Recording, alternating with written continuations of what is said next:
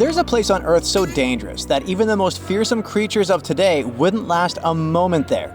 It used to exist in what we now call southeastern Morocco, the land called the Kem Kem beds. The story of this place stretches back to the Cretaceous period, about 100 million years ago. It might have looked like a beautiful place at first sight, a lush green forest, rivers glittering in the sun, until you meet some terrifying dinosaur. The lions or sharks of today are nothing compared to what the fossils show us.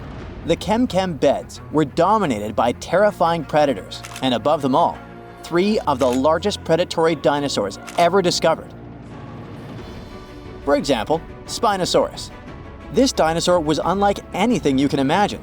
A half reptile, half monster standing over 50 feet tall, bigger than a T-Rex.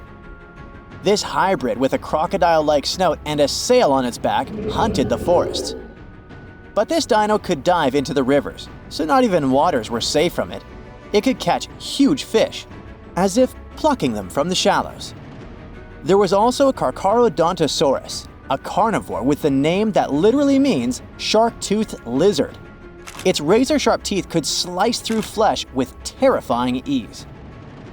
This monster stood almost as tall as a house and was faster, stronger, and more aggressive than nearly anything that had ever walked the earth. There was also Deltadromedus, a raptor-like dinosaur built for speed. It was a quick-moving ninja that stalked its prey with horrifying precision.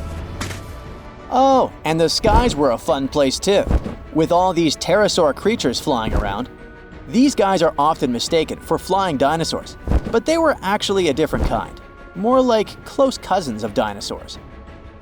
These majestic reptiles soared above the Kem Kem beds and had wingspans that could stretch up to 30 feet. The fingers were feathery, with a 4th finger kinda like bats.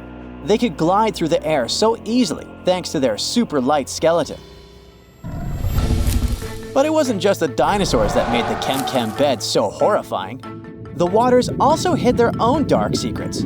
They were home to giant, terrifying fish and crocodile-like creatures.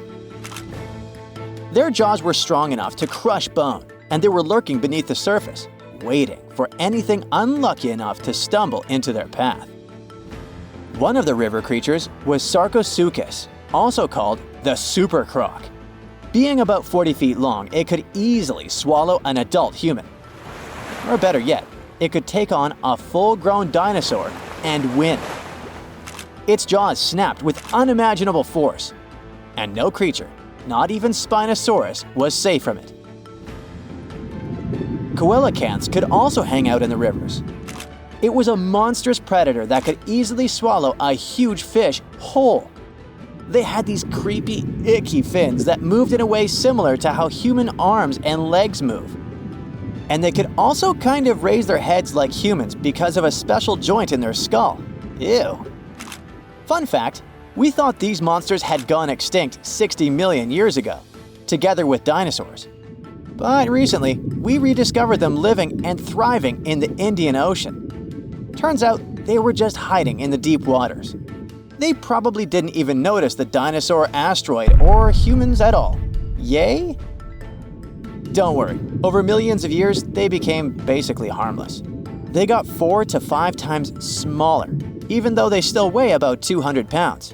Just imagine what they were like back in the day. Kem Kem waters were also home to giant lungfish and other creepy aquatic creatures. So you couldn't even drink or take a swim safely without getting bitten by something. Whew, what a place. Even turtles there were the size of cars. Imagine trying to survive in a world where creatures like this are literally everywhere. And I mean everywhere. This place was unique not because huge beasts lived there, but because of the sheer number of predators. You might think, it shouldn't be that easy for all these predators to hang out in one place, right? And you're right. Seems like prey was scarce there. That's even more chilling. All the predators just wandered around, hunting whatever meager life remained. And if there's none, then fighting each other. For years, scientists have wondered why it was the case. Maybe that's just how life was back then. and all corners of Earth were crazy like that. Or is there something special about this place? Some even say that maybe it's just because we only found predators' fossils, while normal friendly animals have disappeared, and that the fossil record might be skewed. But who knows? And the environment itself was just as fascinating as the beasts who lived there, just a bit more friendly. It's hard to imagine, but back in the day, this desert was a green paradise, humid and full of rivers. The heat of the sun scorched the land. The climate was hot, so hot that even the poles were warm. The weather there was extreme. Dry seasons followed by intense storms, which shaped the land and life. The giant rivers carved their way through this landscape. They stretched from the Sahara, emptying into the ancient Tethys Ocean to the north.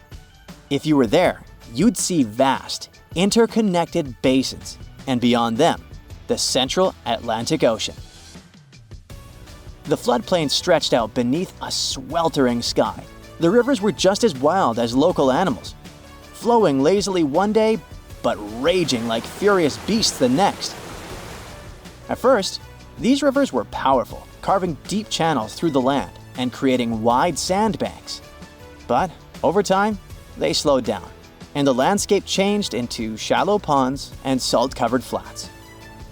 As water gradually faded away, it left behind a patchwork of wetlands and slow-moving waters. Right now, the Kem Kem beds is a vast, rugged desert where time has stood still for millions of years. If you visited it, you'd see a giant escarpment, its rocky face winding along the border of Morocco and Algeria, bathed in the sun's harsh light. Beneath your feet would lie layers of fossilized history. That's one of the reasons why scientists were long fascinated with this place. It must be one of the most comprehensive collections of fossils ever discovered in northern Africa. There are fossils from other parts of Africa, of course, like Egypt's Bahariya Formation. But they don't tell us much about life during this time, not like Kem Kem. That's all because those rivers we mentioned in hotter and drier places, they've eroded or still remain buried under the sand. The first discoveries from Kem Kem began in the late 1940s. A scientist named Schubert uncovered bony fish fossils among the escarpment near the Morocco-Algeria border. Just a few years later, a paleontologist, René Lavoca, took things to the next level. Traveling by camelback, he scoured the desert landscape and uncovered a real treasure trove of fossils. He found the partial skeleton of a massive herbivore dinosaur. Finally, at least one peaceful creature in the Kem Kem beds. This long-necked giant roamed the ancient river valleys and ate leaves like a good boy. For the next several decades, scientists only did small-scale fossil hunting expeditions to this place. There were modest discoveries made here and there. Then, in the 1970s, German paleontologist Helmut Alberti led his team to the Kem Kem beds, and that's when things took a wild turn. They uncovered fossils of prehistoric fish, crocodiles, dinosaurs, and pieces of the infamous Spinosaurus. Imagine being one of the scientists on that team. They were probably jumping from excitement. By the mid-1990s, the fossil game changed dramatically. Incredible new species were identified from the Kem Kem beds. Over the years, the discovery pace has only accelerated. Paleontologists, armed with new tools and techniques, have uncovered more fossils than ever before, and there's only more to come. That's it for today. So hey, if you pacified your curiosity, then give the video a like and share it with your friends. Or if you want more, just click on these videos and stay on the bright side.